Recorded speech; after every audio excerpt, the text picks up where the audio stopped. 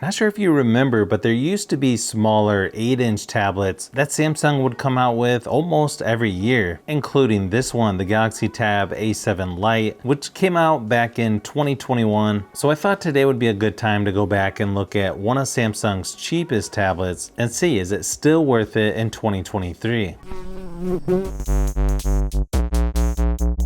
There's a few things I'll mention here shortly that might make me hesitate on getting this, but one of the best features is definitely going to be the price. It was only about $160 in the United States when it launched. There were a couple different variations. You had the option of 3 gigabytes of RAM, 32 gigabytes of storage, or there was a 4 gigabytes of RAM with 64 gigabytes of storage. You can also expand the storage with a micro SD card up to 1 terabyte, or use a SIM card on this one as well. Probably one of the biggest differences between this smaller tablet and some of the bigger, more expensive options is going to be the screen. Size is 8.7 inches. It's got 1340 by 800 resolution. The overall screen brightness isn't going to be quite as bright as the Tab A8, but it should be fine for viewing indoors. It's going to be about the same quality though, and viewing angles as the Tab A8, but I wish they would have made this one at least 1080p resolution, so things would look a little bit better on here. But the Tab A7 Lite actually feels good in the hands. It's going to be bigger than a cell phone, but not so big and heavy that you can't use it one-handed. And even though it's only 720p resolution, you get upscaled 1080p resolution for YouTube videos, SD playback resolution for Netflix. But on a smaller screen like this, it should be fine for streaming movies, TV shows, doing some reading, or just browsing online. I think most people will be okay with the screen resolution considering the price. It's going to be a little easier on the eyes with the larger A8, not only because it's larger, but the text is going to look sharper since it's a 1080p resolution versus only 720p on the smaller A7 Lite.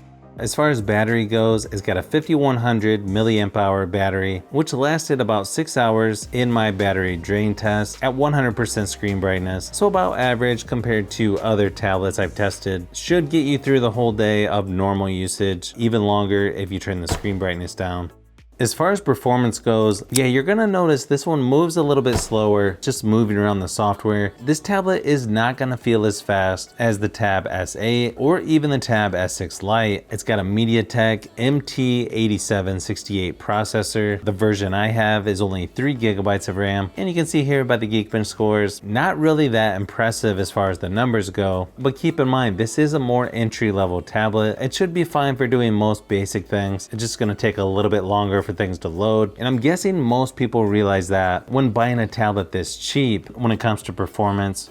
If you're going to compare gaming on this to say like the Galaxy Tab A8, games like PUBG Mobile, Asphalt 9 are going to play and look smoother on the bigger Galaxy Tab. It's not going to be a huge difference, but it is enough to notice when playing. I still feel like most people will enjoy playing games on here. Obviously, depending on which games you're playing, it's not going to be able to handle all games out there. Just keep in mind, it's definitely going to be lower resolution, maybe a little more jagged around the edges as far as the graphics go. But the nice thing is, it's a lot easier to handle a tablet like this while gaming versus something larger like the Galaxy Tab A8. It just fits in the hand easier and just easier to reach around the screen while playing as well.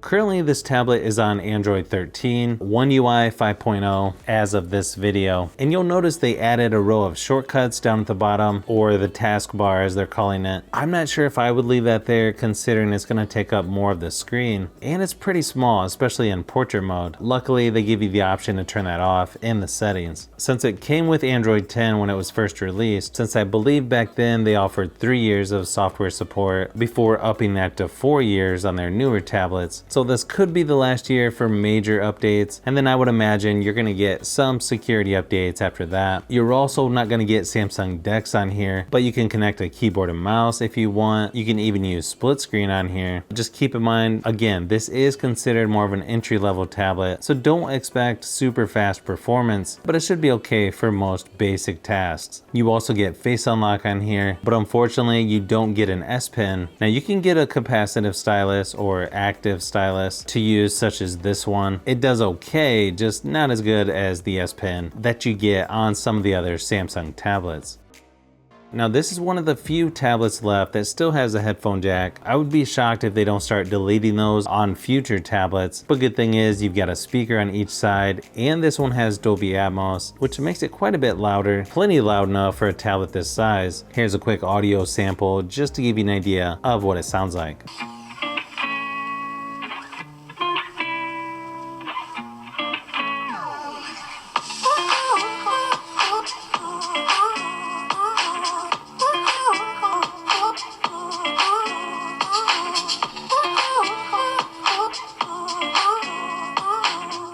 And then when it comes to cameras on here, there's sort of what you would expect on a more affordable tablet like this. It's gonna struggle in low light situations. You get an 8 megapixel rear facing camera, only a 2 megapixel camera on the front, up to 1080p resolution, 30 frames per second for video recording. So as you can imagine, photo and video quality is not gonna be the best out there, and not that great for a tablet either. But here's a few samples anyways, just to give you an idea of what to expect.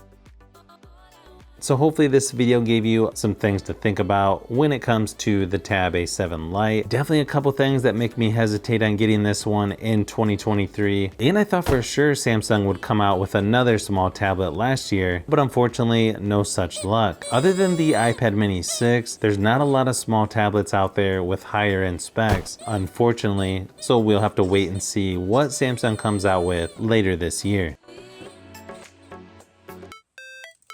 So if you've made it this far into the video, you may want to say thanks by subscribing, and don't forget to give a thumbs up if this video was helpful. This is Brian from Fishbee Productions. Thanks for watching, and I'll see you on the next one.